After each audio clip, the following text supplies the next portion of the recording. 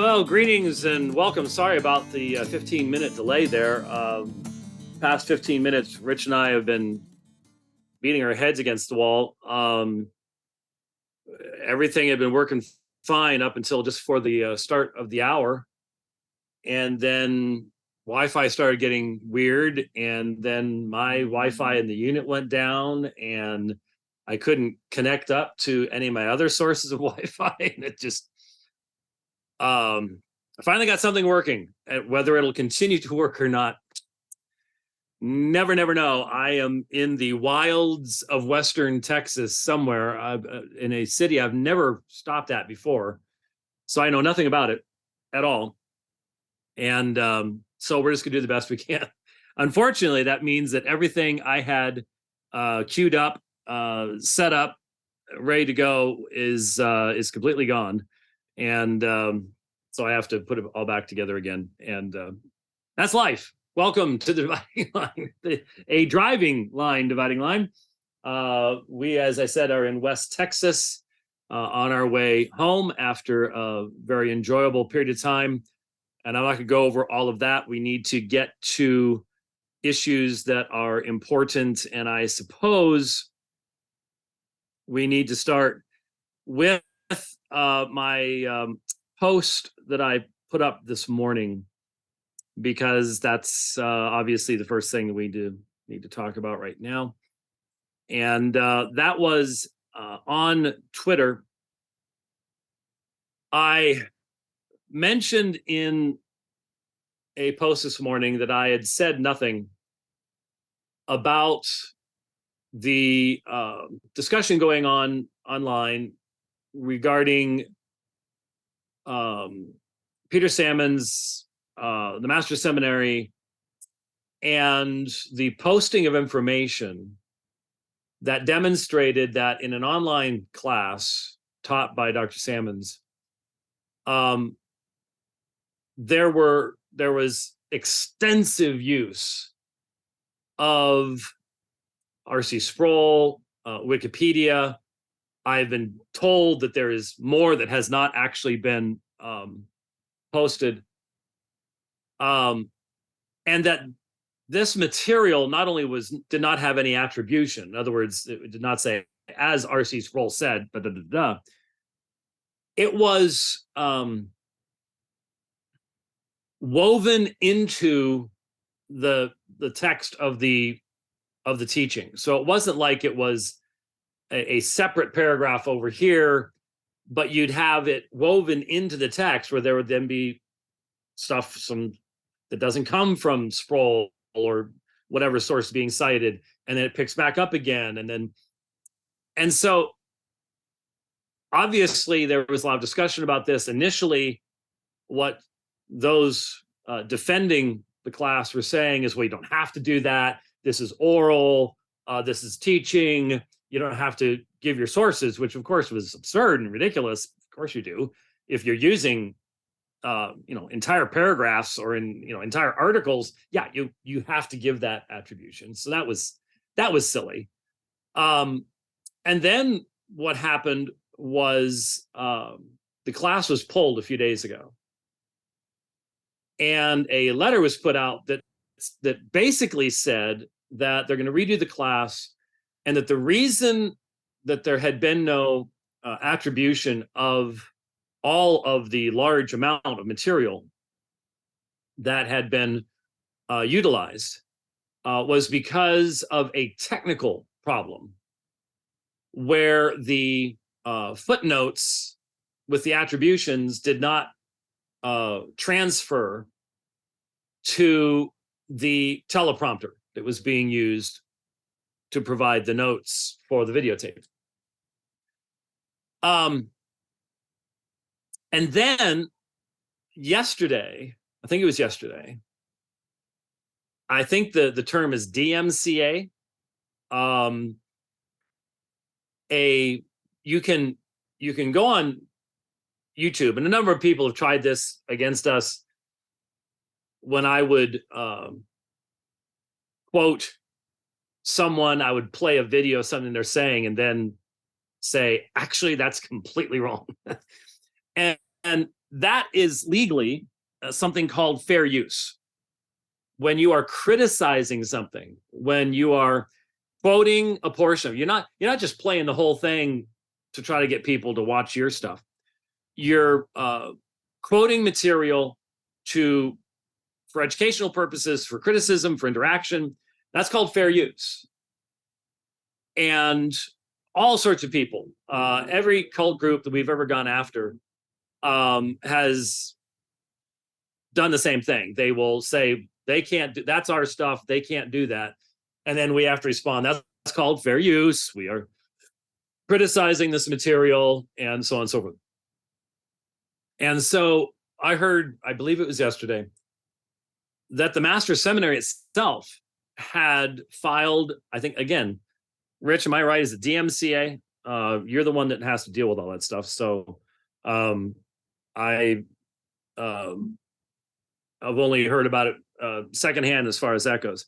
A filing was made against Thoughtful Orthodox, the Twitter account that had obviously put a tremendous amount of work into examining this material. You can't put together the quotations and the material that documents these things, having spent a great amount of time doing this. And so the video evidence of the utilization of these materials has been removed from YouTube. And so I mentioned this morning, I said, for now, I am seeing that TMS has had the video documentation of the misattribution, i.e. plagiarism, removed from YouTube, which means necessarily that they are claiming a copyright on material they admit was someone else's in the first place. And I said, can someone explain this to me? How do you claim copyright on material you have admitted wasn't properly posted and used in the first place? So if the admission is, yes, there is material in here from all these different sources, but it's not attributed to where it came from, how do you claim a copyright on that and then use that to have the video removed that caused you to take the class down in the first place and admit it needs to be redone?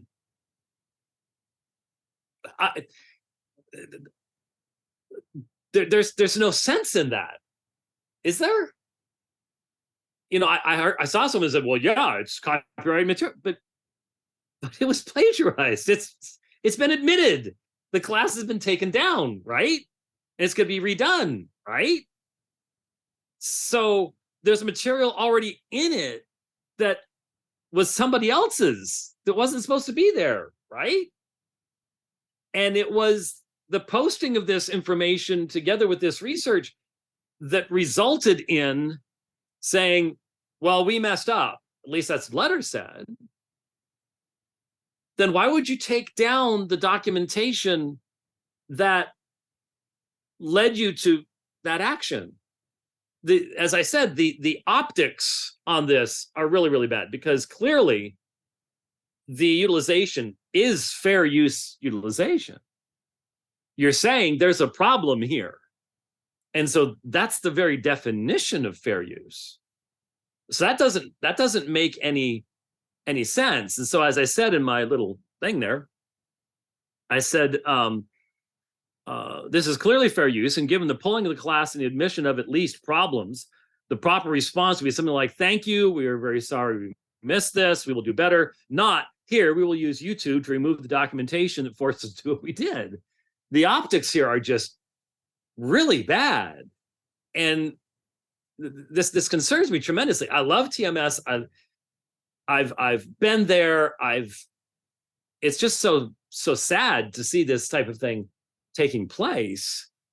But and it would be far easier for me to never say a word about it.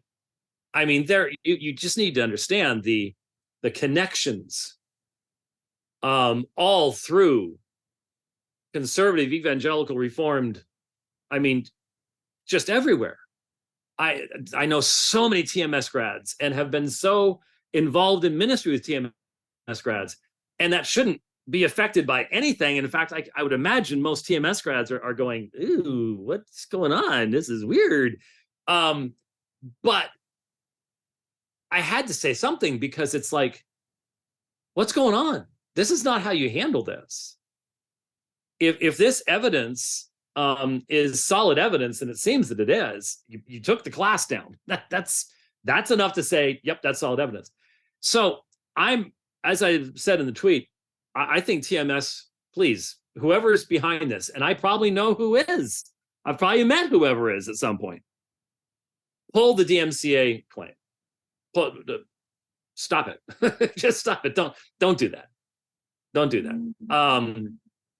Don't claim copyright on material, on fair use material that was being used to say, hey, this is not that man's material. Now, so I cannot see the other side on this one. I really, really can't. I cannot see why in the world you would try to take down the evidence that was actually clearly used to cause you to make the changes that you did. So let's put that off to the side for, I've made that statement. And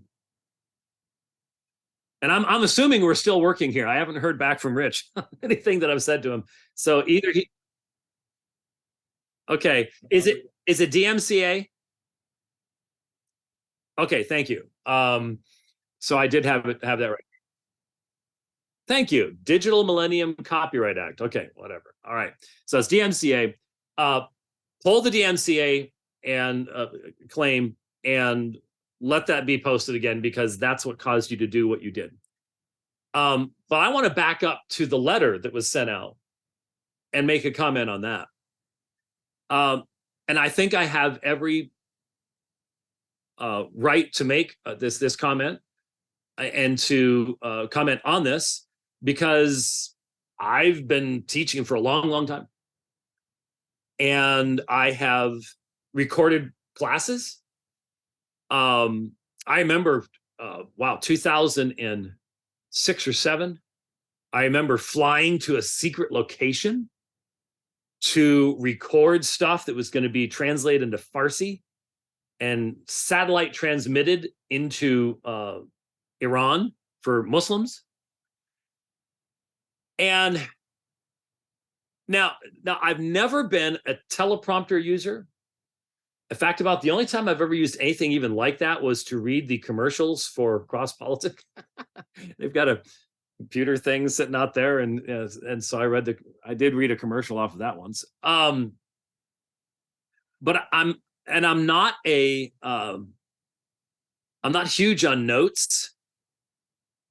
Anybody that just took my early church history class just a matter of weeks ago, well, months ago now, I guess, will tell you that while I do have notes for the class, when I teach in a classroom setting, I love being peripatetic. I hate being tied to the podium. I hate when there's you got to do the Zoom stuff and the cameras and stuff, because I love walking all the way to the back row at the top and sitting down back there and have everybody turn around. And the first time I do it, I joke that I'm seeing who's playing Tetris or Minesweeper or whatever else while they're pretending to take notes in the class, which stops all of that immediately. And but I just like being out there, which means I'm not really closely connected to my notes in that way. And I was thinking with irony that I taught a class for TMAI, which is the Masters Academy International, which I've taught for in Kiev, in Czech Republic, in Russia, all over the place. And I was teaching in Switzerland, Zurich. I was teaching Hebrews for TMAI in Zurich. And Fantastic organization, by the way. Very worth your support. And I had one wonderful brother that had been translating me for all the class. I think it was a 3-day class, long days. And then he had to leave. And so for the last 3 hours, this scholar just always scared me. He's a polymath. He's brilliant. Just on a level that you just can tell there aren't that many people up at that level. He translated the last 3 hours that I did. And when most of the students had left the room, he was still sitting there, and he said, Dr. White, he says, where are your notes? It does not look like you are using notes. He says, no one can teach the book of Hebrews without notes. And I explained to him, I said, well, I think the Greek text is the greatest notes in the world. But the reality is that I had just preached through Hebrews for years. And so I didn't need notes. And so I didn't use notes. And he was just blown away by that. So I'm not really a teleprompter manuscript type speaker guy. But what seems very obvious to me is that if Dr. Sammons developed the material itself, if he was the one that put the words that are being put up on the teleprompter together, there is simply no way he could not have recognized that the attributions were gone. There's no way. You know, when you're reading your stuff, because you remember writing it, and it uses your colloquialisms and your style and stuff like that, and you know when it switches over to quoting somebody else. And so I've quoted R.C. Sproul in my books, but if I were reading my book, I would, on a teleprompter, I would know the difference between what I wrote and what R.C. Sproul wrote. It's a different language. It's different. You didn't write it. I remember writing what I write. And so, well, I mean, okay, a single sentence I might not, but when you're talking about context. And so the idea that was put forward in the letter, well, the attributions were there, they just disappeared. I'm like, but you'd only get through the first time you quoted somebody before you'd go, well, wait a minute, guys, sorry, hit the brakes here, we're missing something, because all I've got here is just the text without any of the notes that would say, as R.C. Sproul said, or as is said from Wikipedia, or as is said from Michael Horton or whoever else. You'd know that. And especially given the fact, the nature of the citations, they're woven into the text. So they're meant to look like they are a part of a steady flow. So I don't know where there would have been, I suppose you could say, well, there would have been a footnote here and a footnote there, but that would mean that you're putting it, actually, you're intermixing it with your own words. And if you've got if you're quoting 2 or 3 sentences, and then you put one of your sentences and then 2 more sentences from what you're quoting, that's never done. And no one could possibly stand there and be reading it and not realize what's going on. So I am thoroughly unconvinced of the explanation that, well, it was a technical glitch and this stuff just disappeared. So what do I think it was? I don't know Peter Sammons. I only learned of him, I think, last year or the year before. I bought his book, which I actually bought his book, which is the dissertation on reprobation, because I thought, wow, what a incredibly depressing topic to do your dissertation on. Important, who did you talk into doing that? Important, but that was the first I knew of him. And I have absolutely nothing against the guy. It seems we really disagree on how you define classical theism. And I have been told by some people that he's said some pretty disparaging things about me, unfortunately. But the reality is, this just looks to me, just standing back and looking at it, this looks to me like someone who was asked to do too much too fast, took shortcuts, got lazy.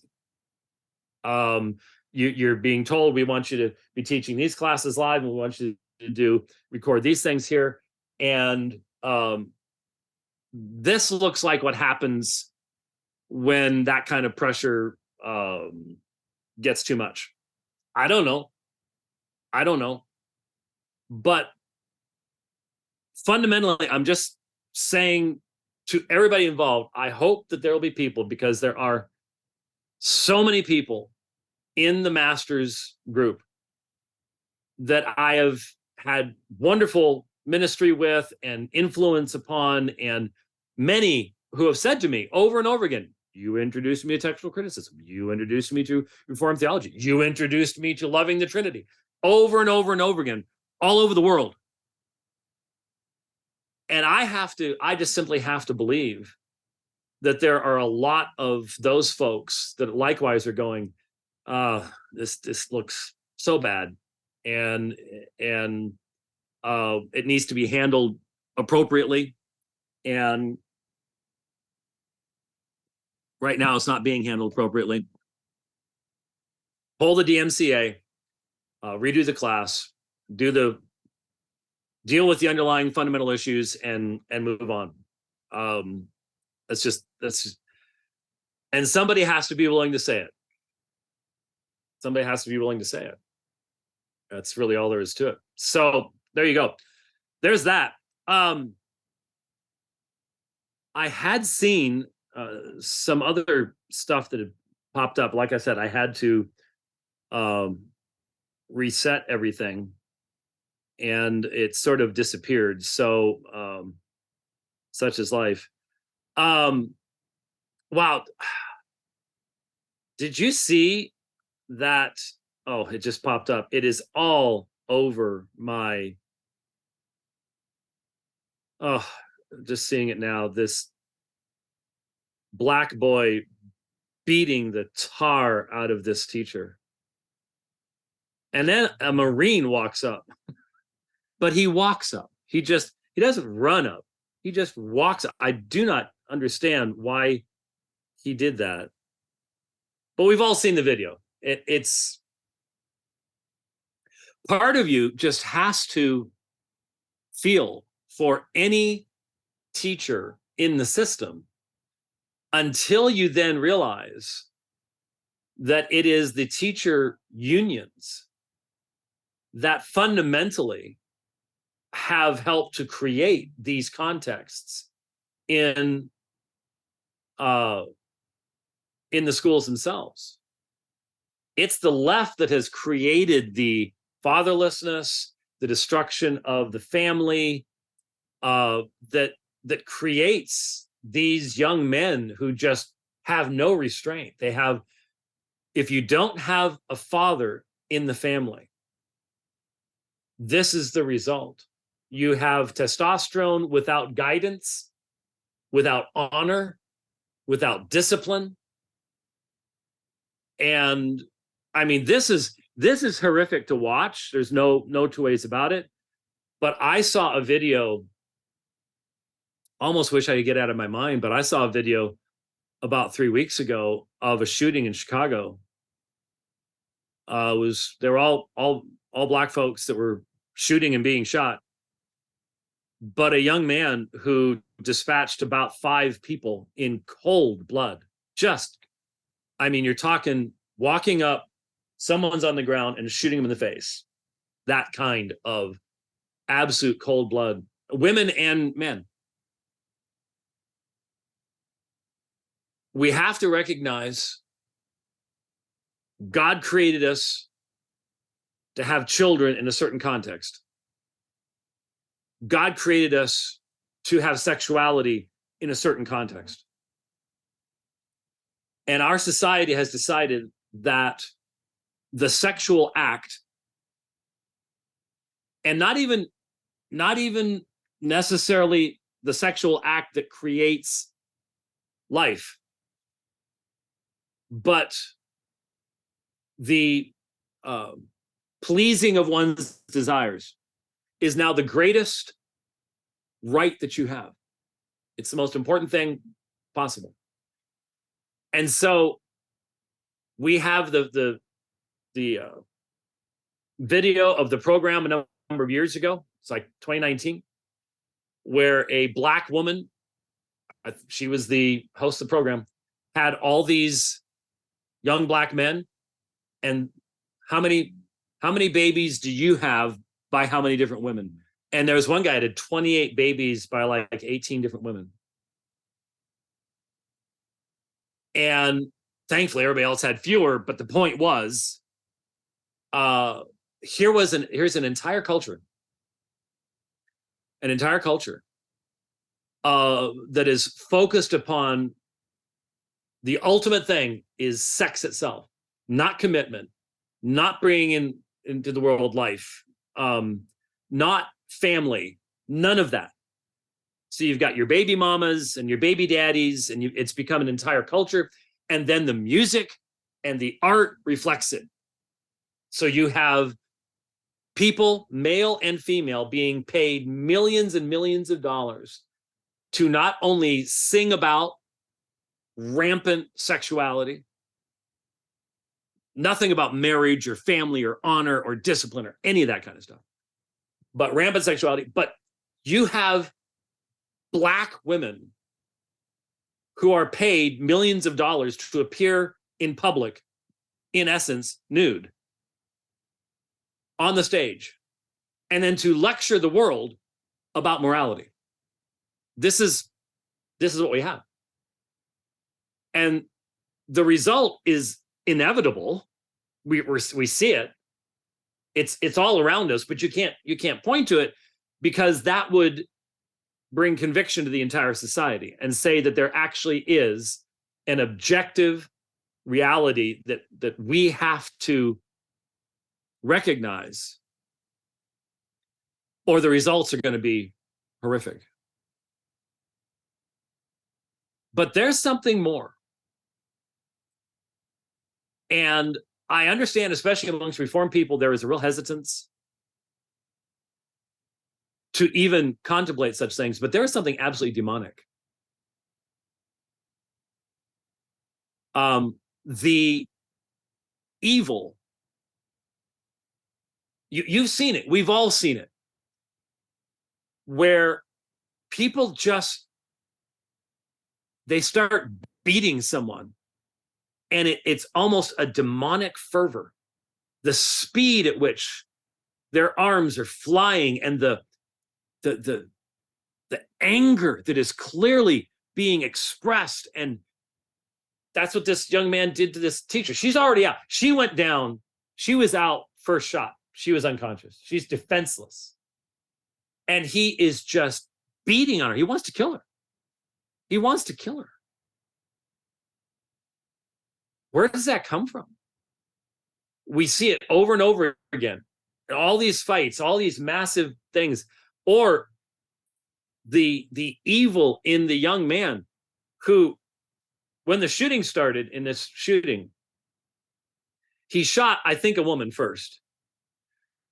And it looked like maybe her sister or a friend or something kneels down next to her on the ground. And when he shoots another guy farther away, as he walks by, he simply blows the head off of the girl who is kneeling down next to her friend, doesn't even slow down. What kind of evil produces that? And it's amazing. No one will even venture to mention the powers of evil, demonism, in looking at these situations. I honestly think 100 years ago, it would have been the first thing everybody was thinking about. You can't talk about it now. Can't talk about it even amongst Christians, even when you would think there would be an ability to do so. No, no.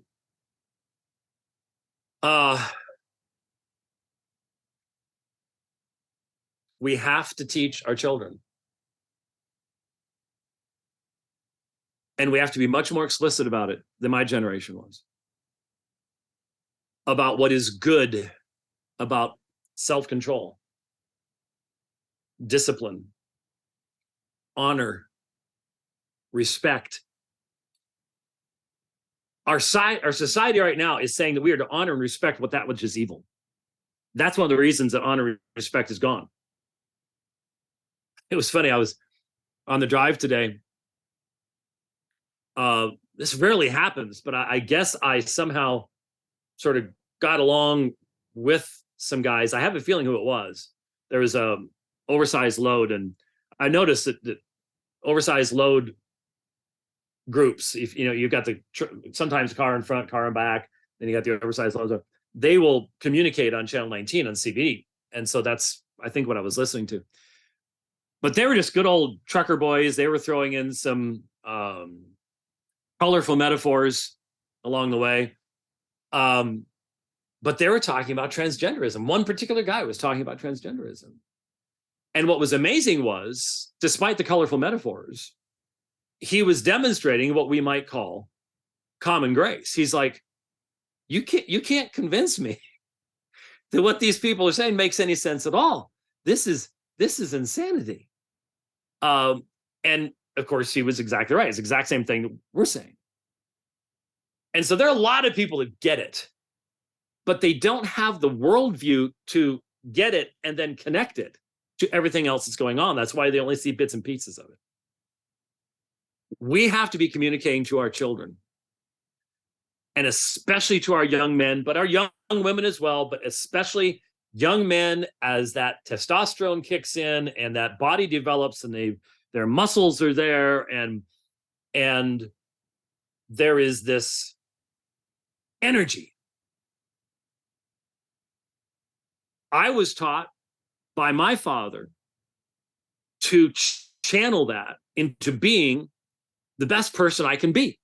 I was raised as a Christian, and so I looked at, you look at your life, what gifts has God given to you?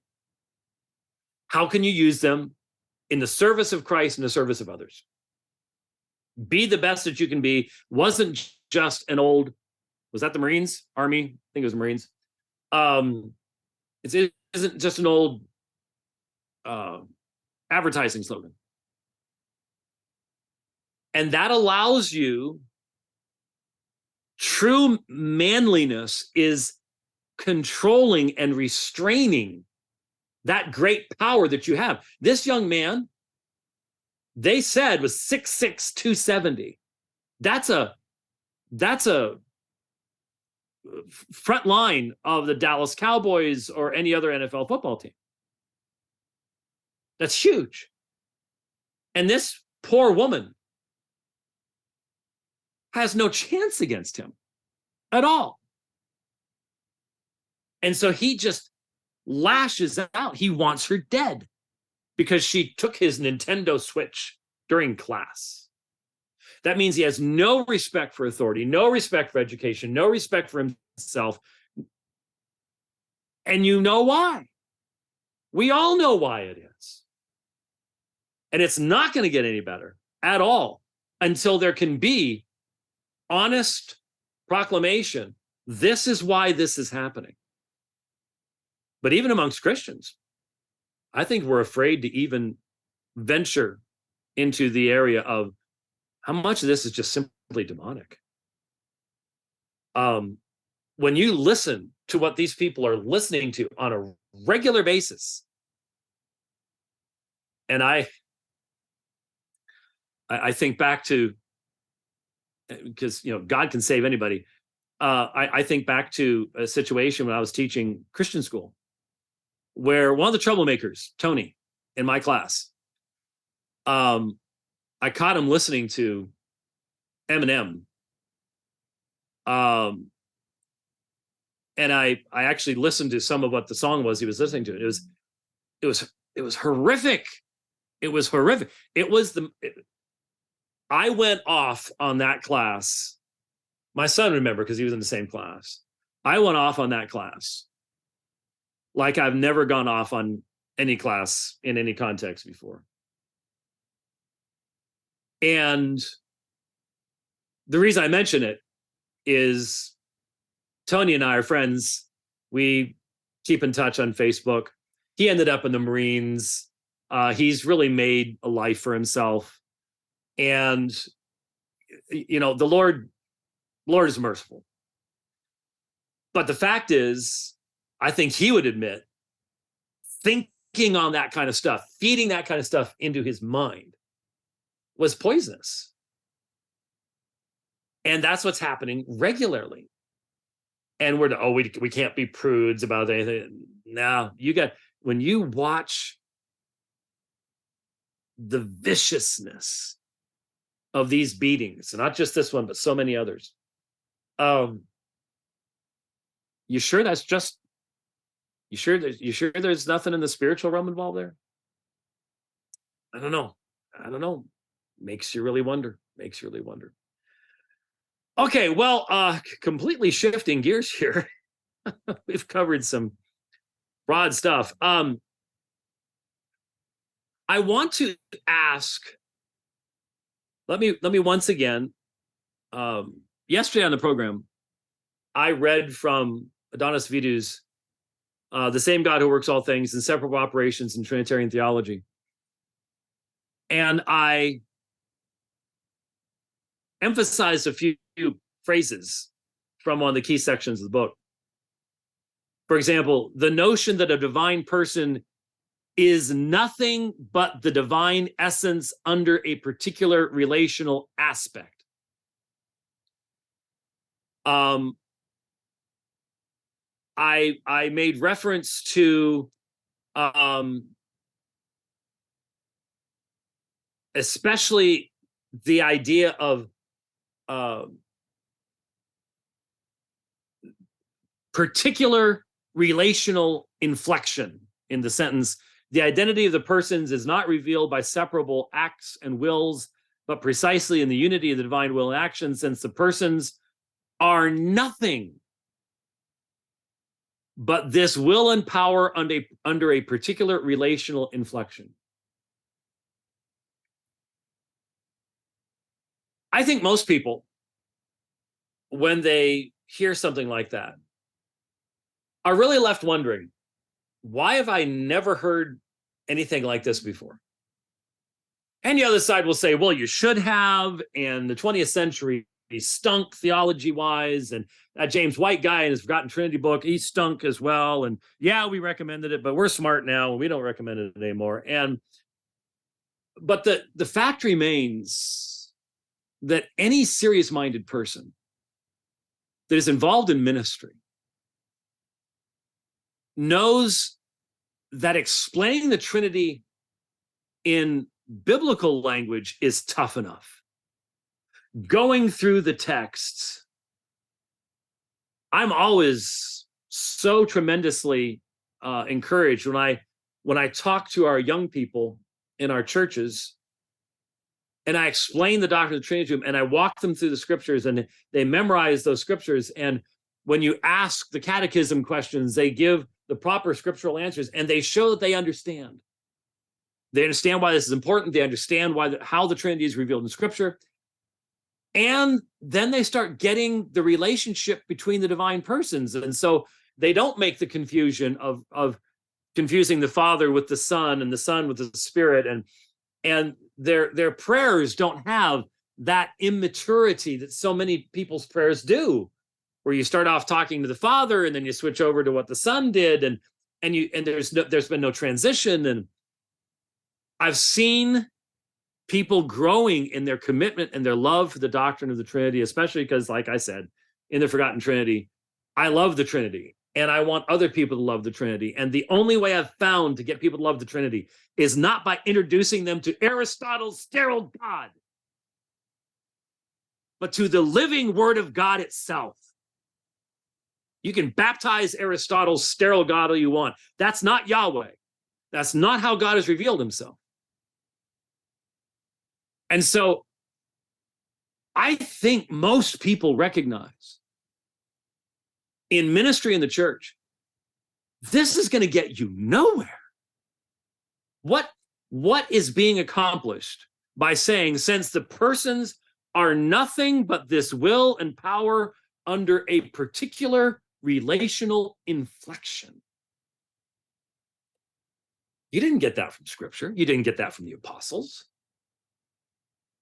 And in fact, as it is now being forced upon us, you got it from Thomas. It even mentions it in the Thomistic formulation. That's what we're talking about here. And so you're literally at a point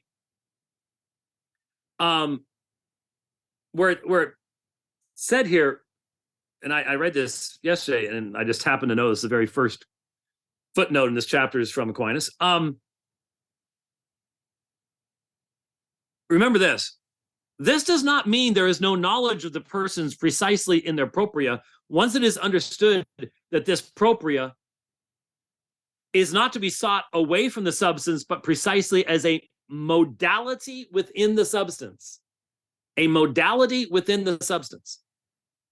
It will be recognized that the way of appropriation is not a mere consolation prize, something that we need to put up with, hoping for our eyes to be finally opened. In a sense, that is true. It's not, of course, but there is a real contemplation of the divine persons. How? Precisely by learning to discern within the unity of their operation, the parenthesis, the only place any person may be found, exclamation point, parentheses, the modal trace of each person. How many of your people in your church are going to be drawn to deeper contemplation and worship of the triune God by this? By looking for the modal traces of persons, inflections, appropriations. Our people are not stupid. And they're going to know, ain't my Bible. Nope, it's not. It's not. It's not there anywhere. There's nothing that even suggests it. But let me contrast this. Let me contrast that kind of language, the modal trace of each person, with what we find in Scripture. And so, once again, I consider those places where, as I've described it in past, the veil of eternity is drawn aside, and we are privileged as followers of Christ to see the interaction. I'm not even sure these folks would actually accept that term any longer. You used to, but not anymore. The interaction of the divine persons. In eternity past, in Philippians chapter 2, a divine person had a certain mindset. A divine person, the term is phroneo, to think. And we are told to have this mindset, which was also in Christ Jesus, who, although existing and morphe theou, in the form of God, did not hegeomai, to consider, to regard. He did not consider ta aina isa theo, the equality he had with God, something to be held on to at all costs. Harpagmon. Did the Father engage in the same activity of consideration? as the Son. How could he? What was being considered is the Son's equality with the Father. The Father can't consider his equality with himself. Is there nothing unique, specific to the consideration of the Son's relationship to the Father? He has to know he's the Son. He has to know he's the Father. He has to know that there is an equality between them. That's what Isa means. Ta einai Isa theo.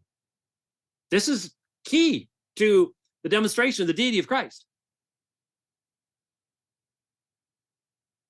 So much of this theology, so much of it, can only exist in the sterile hallways of academia. It cannot go outside, and it cannot go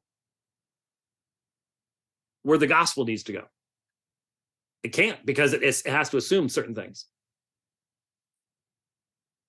Was there anything in the consideration of the divine person who is the Son, the divine person who became incarnate, that is at all unique to the Son? Because what we're being told is, nope, it's only the processions, it's only begetting, being begotten, spiration.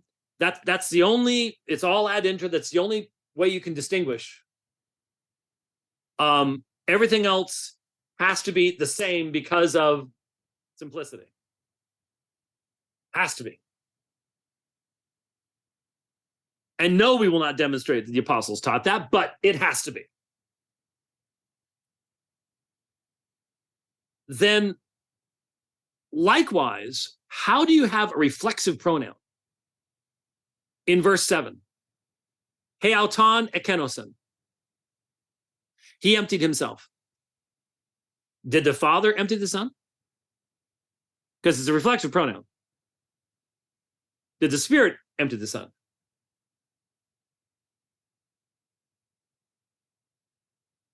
This is important. This is actually going to that which is theanustos. Nothing Thomas Aquinas ever said was theanustos. It is secondary at every level.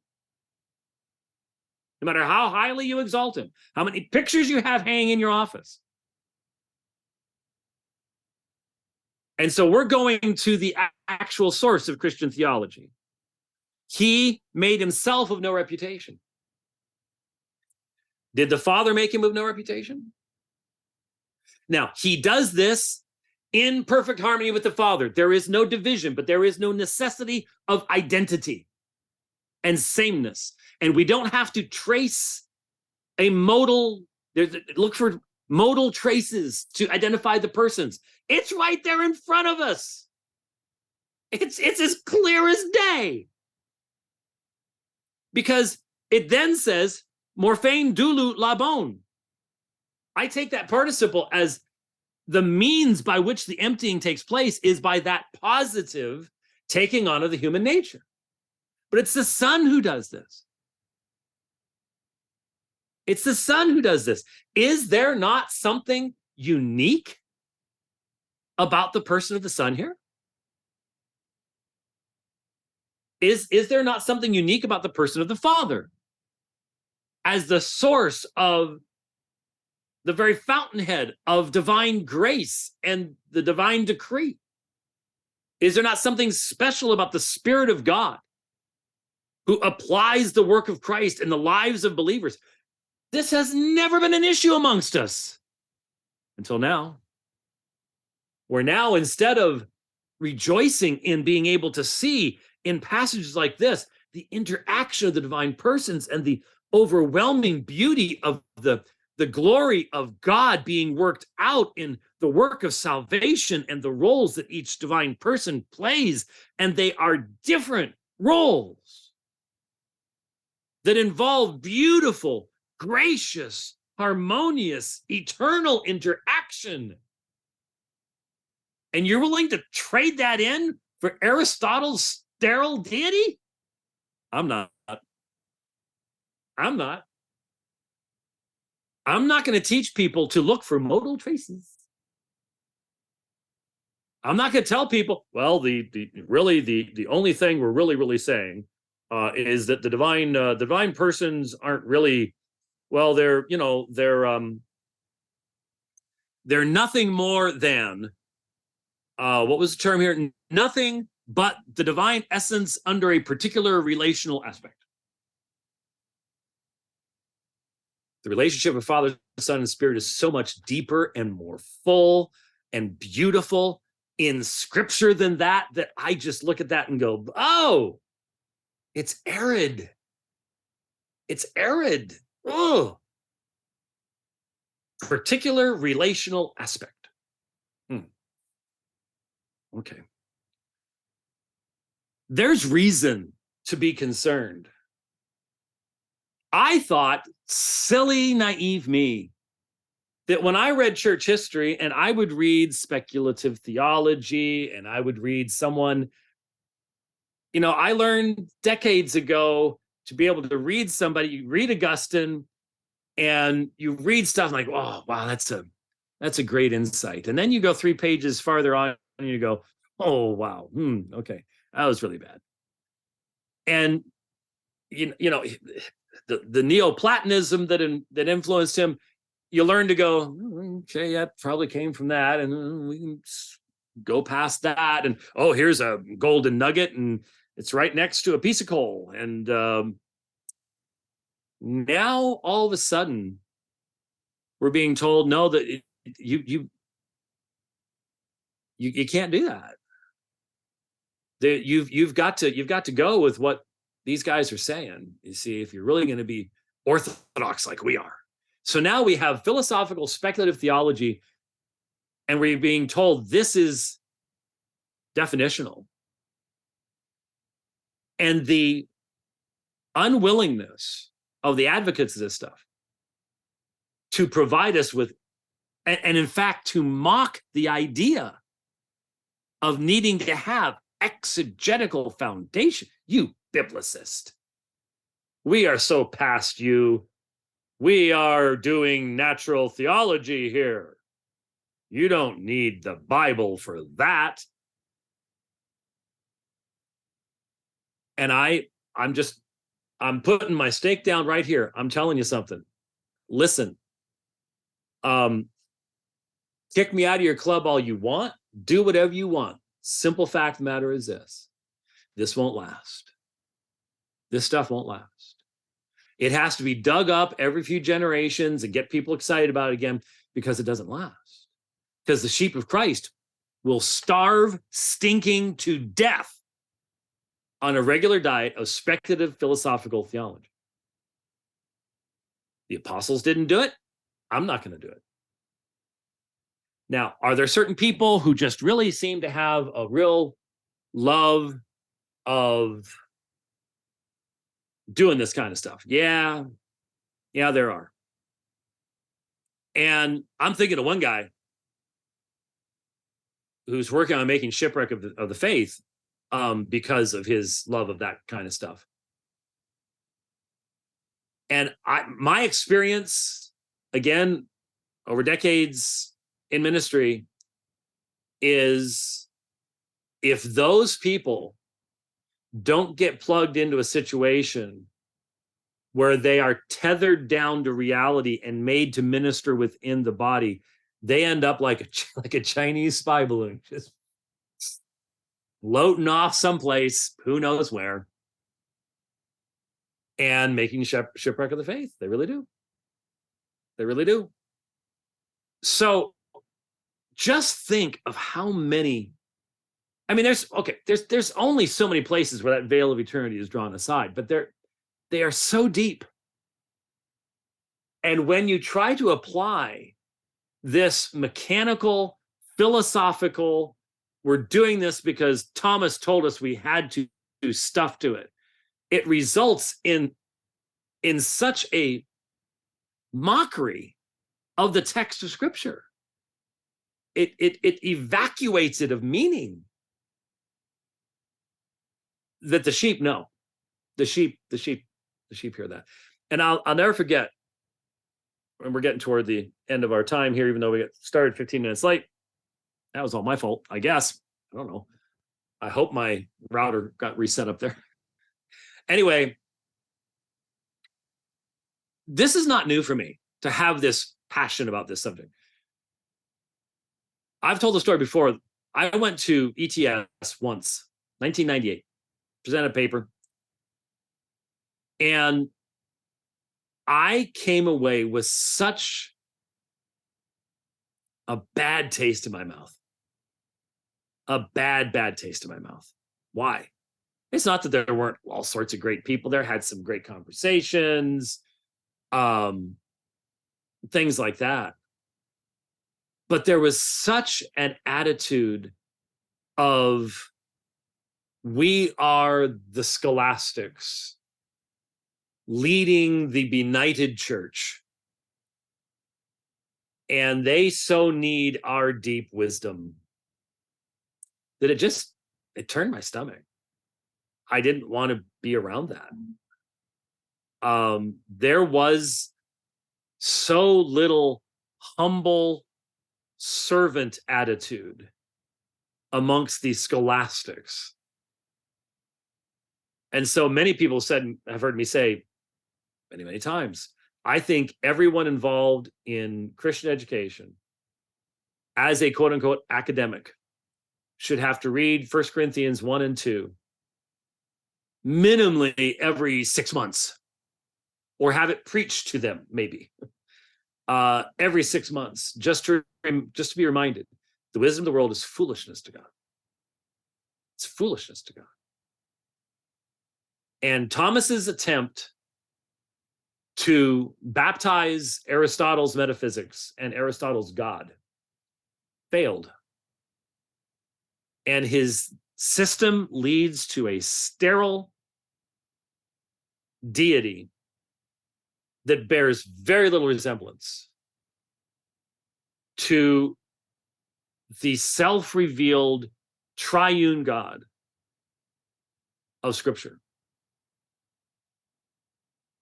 It is such a truncation, such a squishing down of the much greater revelation, so that you can keep these categories.